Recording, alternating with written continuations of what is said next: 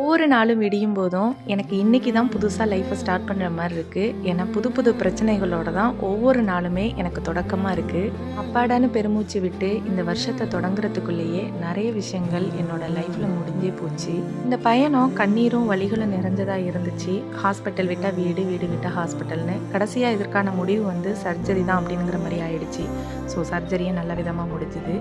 Surgery முடிஞ்சதை விட அந்த கண்ணீரோட நான் ட்ராவல் பண்ண அந்த 3 மாதம் என்னால் இன்னும் மீண்டு வெளியில் வர முடியல. இந்த நெருக்கடியான காலகட்டத்திலையும் எனக்கு ரொம்ப ஹெல்ப்ஃபுல்லாக இருந்த டாக்டர்ஸ், என்னோட ஹஸ்பண்டு, 2 பசங்க, என்கிட்ட படிக்கிற பசங்க, பேரண்ட்ஸு, ஃப்ரெண்ட்ஸு, வேலை காரணத்துலேயும் ஒரு நாள் எனக்காக ட்ராவல் பண்ணி வந்த எங்கள் அண்ணன், இவங்க யாருக்குமே நன்றினுங்கிற ஒரு வார்த்தையில் சொல்லி முடிக்க முடியாது. இந்த ஆப்ரேஷன் அன்னைக்கு நான் ஒவ்வொரு நிமிஷமும் எப்படி இருக்கேன்னு கேட்டதும், என் பசங்களை கொண்டு போய் தங்க வச்சுட்டதும், எனக்கு ஃபுட்டு தயார் பண்ணி கொடுத்ததும், இது எல்லாத்துக்கு மேலே இந்த எமோஷனல் சப்போர்ட்டுன்னு ஒன்று இருக்கு இல்லையா, இதெல்லாம் கொடுத்ததெல்லாம் மறக்கவே முடியாது. வெளிநாட்டு வாழ்க்கையில் நல்ல நட்புகளை சம்பாதிக்கிறதும் ஒரு விதமான சொத்து தான். இதோட பயணம் இனி எப்பவும் போல தொடங்கும். அடுத்த வீடியோவில் பார்க்கலாம்.